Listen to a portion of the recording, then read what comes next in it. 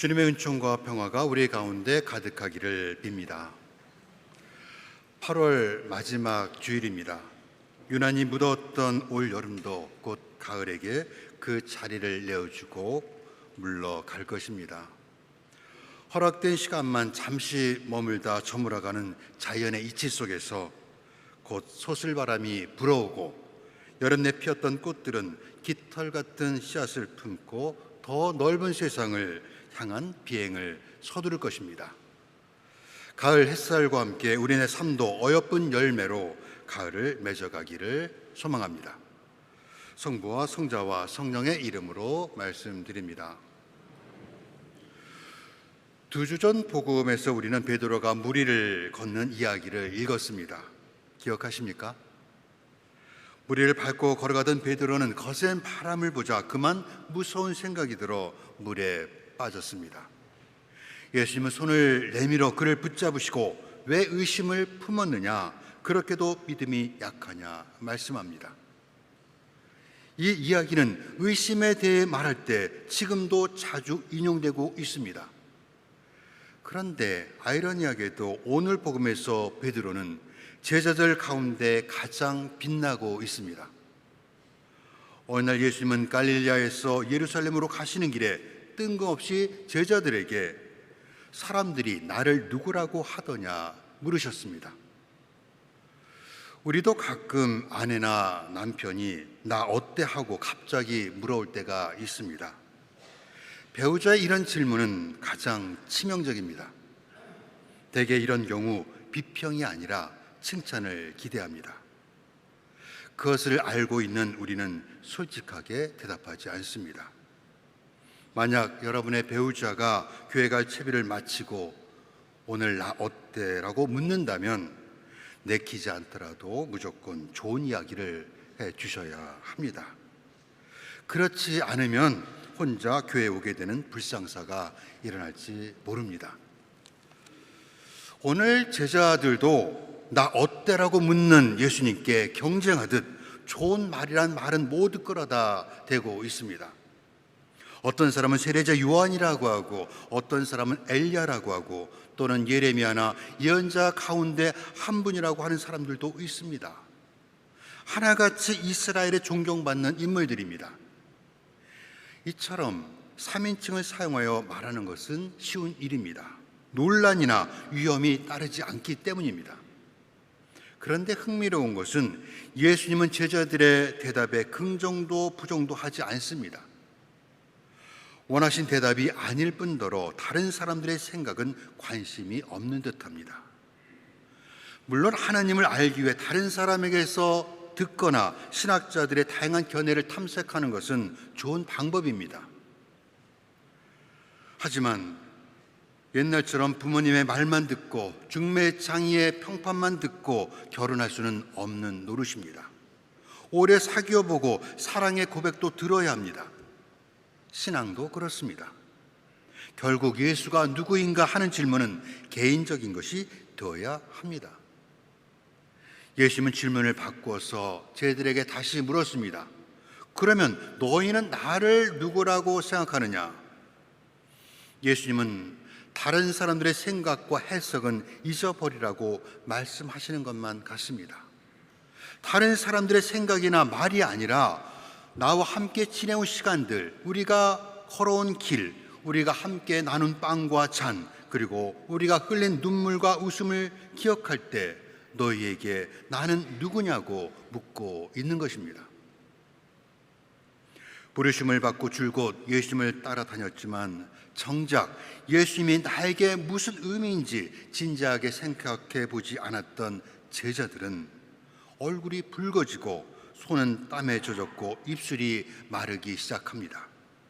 그들은 서로 얼굴만 바라보면서 빨리 누군가 나서서 대답해 주기를 바랍니다. 그때 대담하고 때로는 무모하며 충동적인 베드로가 이번만은 정색하고 대답을 합니다. 선생님은 살아계신 하나님의 아들 그리스도이십니다.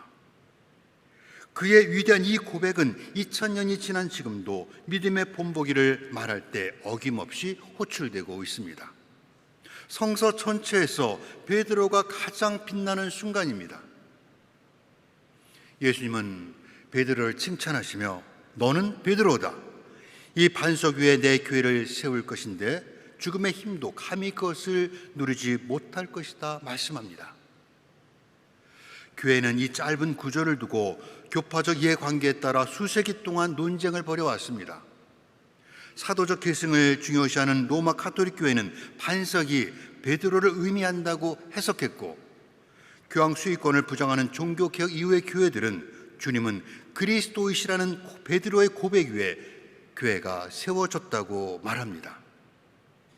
언뜻 중요하고 무거운 주제 같지만 아무 의미 없는 논쟁입니다. 사실 교회에 관한 언급은 예수님의 어록이 아니라 마테오가 이끄는 신앙 공동체의 믿음에서 나온 말입니다. 베드로는 예수님을 주님으로 고백하는 모든 그리스도인들을 가리키는 대명사와 같습니다. 그들이 모여 교회가 됩니다. 그러므로 교회의 기초는 베드로의 어깨도 그의 고백도 아닙니다. 교회는 베드로가 고백한 그분 위에 세워졌습니다. 이렇게 불필요한 논쟁 때문에 정작 중요한 것을 놓쳐서는 안 됩니다. 죽음의 힘도 감히 그것을 누르지 못할 것이다 하는 말씀입니다. 교회는 주님의 몸을 상징합니다. 따라서 이 말씀은 예수께서 자신의 죽음을 앞두고 하신 예언의 말씀으로 해석해야 합니다. 실제로 이 시점부터 예수님의 이야기는 고난과 십자가 그리고 죽음과 부활로 급격히 전환되기 시작합니다. 아쉽게도 베드로가 빛나는 순간은 너무 짧았습니다. 다음 주일 복음에서 예수님은 베드로에게 사탄아 물러가라고 질책하실 것입니다. 어디서부터 잘못된 것입니까? 베드로는 예수님을 살아계신 하나님의 아들 그리스도라고 고백하는 순간 전부 아니면 전무라는 생각에 사로잡혀 있었습니다. 예수님이 그리스도시라면 모든 것이 영광스러워야 한다는 것입니다. 십자가는 어울리지 않습니다. 오늘과 다음 주일 복음에서 베드로에 대한 극단적인 평가는 기독교를 공인하고 니케아 공회를 소집하여 기독교의 초기 이론과 체계를 만들었던 로마 황제 콘스탄티누스의 그림자를 보는 것만 같습니다. 주 325년 소집된 제1차 니케아 공의회는 아타나시우스 파와 아리우스 파 사이에 논쟁이 되고 있던 예수의 신적 본질과 성자와 성부 사이의 관계를 삼일체 교리로 정리했습니다. 일설에 따르면 논쟁이 계속되자 콘스탄티누스가 나서서 성자와 성부가 본질에서 하나라는 삼일체 교리의 핵심을 이끌어냈다고 전해지고 있습니다. 그런데도 사람들은 그가 진정으로 그리스도인지에 대해 의구심을 떨쳐내지 못했습니다. 그가 어머니 성 헬레나의 영향을 받아 기독교로 개종하였지만 세례를 받지 않다가 죽기 직전에 세례를 받았다는 것입니다. 하지만 이러한 관행은 당시 기독교인 사이에 드문 일이 아니었습니다. 당시 로마의 그리스도인 사이에는 죄를 지어도 죽기 전에 세례를 받으면 천국에 갈 수 있다는 생각이 만연해 있었고, 그래서 세례를 미뤘던 겁니다. 의구심을 갖게 한 또 하나는 그가 기독교의 강력한 후원자는 분명하지만 태양신을 섬기는 사원을 짓고 종종 그곳에 드나든다는 것입니다. 그런데 이 역시 313년 콘스탄티누스 대제가 서명한 밀라노 칙령의 핵심 내용인 기독교 공인과 신앙의 자유와 종교적 관용 원칙을 준수한 것으로 하등 문제가 될 것이 없습니다. 정작 틀린 것은 다른 데 있었습니다. 콘스탄티누스의 예수는 참 하느님이시며 하느님과 같은 분이라는 진술은 옳았습니다. 그러나 그는 더 중요한 질문에서 틀렸습니다. 사실 그가 기독교를 공인한 배경에는 신앙이 아닌 다른 목적이 있었던 것입니다. 박해에도 불구하고 로마 제국 내 그리스도 신자 수가 점점 늘어나고 영향력이 커지자 이를 이용하여 로마 제국의 통일을 추구하고자 했던 것입니다. 콘스탄티누스 대제는 자신의 권자 옆에 예수님의 의자를 놓아두고 전쟁에 나갈 때면 항상 십자가 깃발을 앞세우는 것으로 자신의 신앙을 과시했습니다. 하지만 그의 내면에는 권력을 위해 아내와 아들을 무참하게 살해하는 잔인성을 숨기고 있었습니다. 그에게 십자가는 로마 제국을 건설하기 위한 수단이었고 전쟁에서 승리를 기원하는 부적에 지나지 않았던 것입니다. 예수님이 누구인가? 이에 대한 우리의 진술이 이처럼 아무리 매력적이고 우아하더라도 우리 행동이 그리스도를 드러내지 못한다면 그 고백은 참된 것이 아닙니다. 우리의 고백과 우리의 삶을 일치시키는 것은 참으로 어렵습니다. 우리가 주일에 하는 말과 나머지 날들의 삶 사이에 간극이 있다면 그것은 참 신앙이 아닙니다. 그래서 베드로와 콘스탄티누스의 진술은 부분적으로만 옳았습니다. 베드로가 선생님은 살아계신 하나님의 아들 그리스도라고 증언할 때 콘스탄티누스와 정도의 차이는 있지만 그 역시 예수님이 로마의 압제를 물리치고 승리하여 지상에 당신의 왕국을 세울 것이라는 인간적 기대로 가득했습니다. 오늘 베드로의 고백은 참으로 아름답고 완전했습니다. 그러나 사랑에 관한 이야기하는 것과 실제로 사랑하는 것 사이의 차이가 있듯 우리가 예수님의 질문에 대한 답을 아는 것과 진리를 따라 사는 것은 전혀 다른 것입니다. 신앙은 로마와 같은 강력한 그리스도 제국을 세우는 것이 아닙니다. 믿음은 베드로가 기대했던 것처럼 세상에서의 영광과 성공이 전부가 아닙니다. 믿음은 교만한 자가 겸손해지는 것이며 그분처럼 소외되고 가난한 사람들을 위해 봉사하고 섬기는 일입니다. 믿음은 가진 자가 더 부자가 되는 것이 아니라 어려운 이들과 기꺼이 나누려는 사랑의 의지를 불러일으키는 것입니다. 예수님은 이처럼 당신의 뜻을 실천하는 사람들에게 마태복음 5장에서 나 때문에 모욕을 당하고 박해를 받으며 터무니없는 말로 갖은 비난을 받게 되면 너희는 행복하다. 기뻐하고 즐거워해라. 너희가 받을 큰 상이 하늘에 마련되어 있다고 약속합니다. 그런데 이상한 것은 예수께서 말씀을 모두 마치신 다음 자신이 그리스도라는 것을 아무에게도 말하지 말라고 당부합니다. 이번만 아니라 병든 사람을 치유하거나 악령을 쫓아주신 다음에도 늘 그러셨습니다. 이에 대해 여러 해석이 있지만 가장 설득력 있는 이유는 사람들이 잘못된 목적으로 예수님을 따랐기 때문입니다. 만약 십자가에 못 박히기 전에 예수님이 그리스도라는 것을 알게 된다면 사람들은 십자가 예수님을 보지 않고 우리의 문제를 해결하기 위해 하늘에서 보낸 만능 수리공으로 오해하거나 기껏해야 빵의 왕, 치유의 왕을 기대할 것입니다. 일전에 예수께서 5,000명을 먹이셨을 때 군중들은 예수님을 억지로라도 왕으로 모시려고 했습니다. 그러자 예수님은 너희가 나를 찾아온 것은 내 기적의 뜻을 깨달았기 때문이 아니다. 빵을 배불리 먹었기 때문이라고 그들의 정을 물리칩니다.